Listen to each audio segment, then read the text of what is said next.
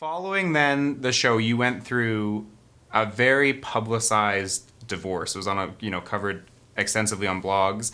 But from that came your podcast, Divorced Not Dead. Tell us about that. Well, I was doing a podcast anyway, here in Dubai, well, in the Middle East. And then I just really got the bug for talking, and I decided I was quite good at it. And then I went to see Skinny Confidential on their podcast, on Lauren and Michael, Skinny Confidential. And the first time I went on, they were like, "You're so good at this, come back." So I went back again, did it again. And then we went for dinner, and Michael was like, "You should really try doing this. I can't sign you because you don't have any listeners yet, but, go away, try and come back." Anyway, I did my podcast in Dubai. It was mildly successful. It was whatever, it was very PG because I live in Dubai. Right. And then I came to Michael with this idea of Divorce Not Dead, which was just meant to be really chronicling my story. And I think making people understand why. And then I just talk. I've never listened to them. I never listened to them back. But the response to them has been incredible. I think Dear Media is shocked. I'm shocked. And it really is just word of mouth. And people are loving them. It's got such different, men and women are listening, which is interesting. It isn't just for divorced people. I think it's for young girls. It's for, I had a man DM me saying, "You saved my marriage because you made my wife look at marriage a different way." It's maybe giving hindsight and advice to a younger you, because if I knew now, then what I knew now, maybe I'd have done things differently, and you put less pressure on yourself. So, I've been super, super, super shocked by how well received it's been.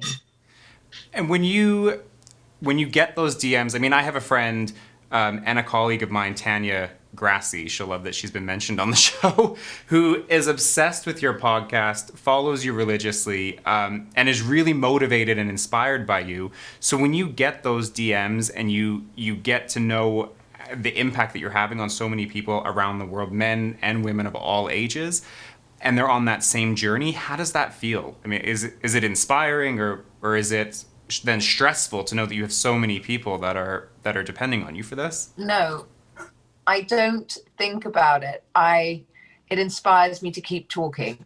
So, and talking about the good, the bad, and the ugly. Like, I just did one on gay marriage versus straight marriage, because I find it a very, very interesting topic, because whether gay men have it more right than straight couples do, because I have a lot of friends that, trying to navigate later on in marriages, whether an open marriage is a better way to go. And, a lot of times gay men, when you don't have children involved and things like that, you start off with less parameters.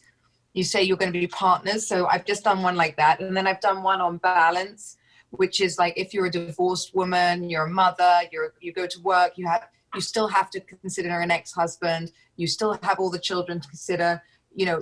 Getting divorced isn't the end. So, at that time, now you've got an extra complicated life to manage everybody in your life to get to a position where you're comfortable. And the only reason I'm able to talk about it is because I'm actually navigating it, and I'm finding it's really hard. So these are things like, literally, if I have a shitty day, I pick up my microphone and I talk. And I think it's just as cathartic for me as it is for them. And I'm just passing on. So that's why I don't listen to them either, because I don't want to be critical of what I'm saying. I don't want to think, oh shit, maybe I shouldn't have said that, because it's my truth. Well, I love it. I think there's so many people that, like you said, that can relate and that go through the journey with you. So it's fantastic. Thank you. So what's next for Caroline Stanbury? Where are we gonna see you next? What's the next project? What's the next chapter?